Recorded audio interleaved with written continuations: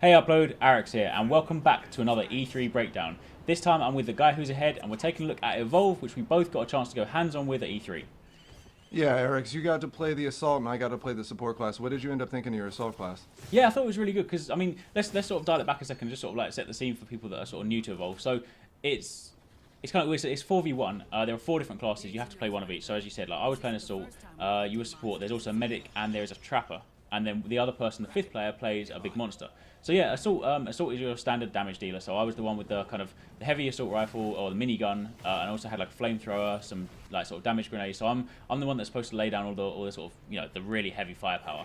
But then you play in support. I mean, what kind of differences do you have? Because you weren't all about kind of damage. Yeah, I mean, once the trapper would put them in the arena, I could throw out drones to deal out a lot of damage to make it really unsafe for the monster to fight there. And then also, whenever we got in trouble, I was able to make us invisible so we could escape easier. And there's that cool feature where, like, because your character design, obviously you might not see it here just at the moment, but you're a robot, you can pull your head off. Yeah, Bucket. I was a robot, I could pull my head off, and that's pretty much what I used as a UAV. I could use that as a UAV and fly it around the world. If we were having trouble finding the monster, I could take it from an aerial view and just find him that way. Yeah, and what you're seeing here at the moment, that was a quick shot of the medic class, because obviously the medic is out there just to mainly provide healing out there, because unlike conventional FPSs, you don't generate your health back. You have to have you really do have to have a healing support. So the emphasis is so strong on teamwork in this one. And you're seeing here, this is a new monster. It was announced for E3. It's called the Kraken. Up until now, we've seen the Goliath, but Kraken's an interesting one. I mean, you want to talk a bit about sort of how I it mean, plays? yeah, the Kraken, it was one that I was definitely looking forward to because I was curious if they were going to have different monster types, like an aerial and an amphibious one.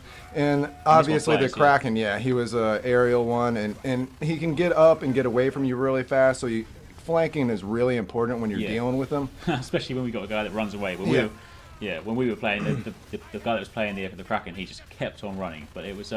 But yeah, I suppose the interesting thing to talk about that is when they do run is the emphasis, the importance of the trapper class, because I mean they have to like they can sort of place down these domes which will lock the enemy in, so it then kind of means you then have a smaller area to fight within. Yeah, the trapper's really important because unless you have him, you're really just playing a game of cat and mouse and chasing him down. It's hard to deal out the damage unless you have him trapped in a confined space. Once you have him trapped in a confined space, pretty much everybody just deals damage at the same time. The medic just makes sure everybody stays healed, and my character Bucket, he would just throw out. I could throw out up to 3 or 4 turrets at the same time, I believe, and then I had a laser guided rocket, which actually worked really well against him. Yeah. And actually, bringing it back to assault. So the two kind of key things for my class. I mean, the minigun is sort of the main weapon you use because it's got decent enough range. It spreads out. It's not that accurate, but it's got decent range. But then the flamethrower is a heavy damage dealer. So if the trapper can lock the monster down, then when I'm close range, I can just thrash out the damage.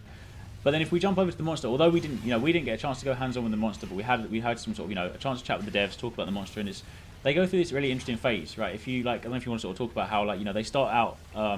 Phase 1, and then they have to feed on monsters within the level, eat them, and that helps them power up. At that point, you can still be taken down fairly easily, but once you hit number 3, the 3rd level, then the monster becomes really hard to take down. And I mean, basically, you just don't want him to even get to that point. You want to make sure he just can't feed on animals, trap them, and just deal out as much damage before he hits. And that's when the hunter becomes the hunted, really, because when you start off as the monster, typically, you don't have to do it that way, but typically the way that we saw it played a lot at E3 is that when you're at level 1, you run away, and then you run away so you can kind of feed on those monsters, level up, and then once you do level up, you then turn around and you face all those guys, and then that's when you start taking them down. And also, as you progress up as a monster, then you do have a skill tree, and you can spend your points accordingly.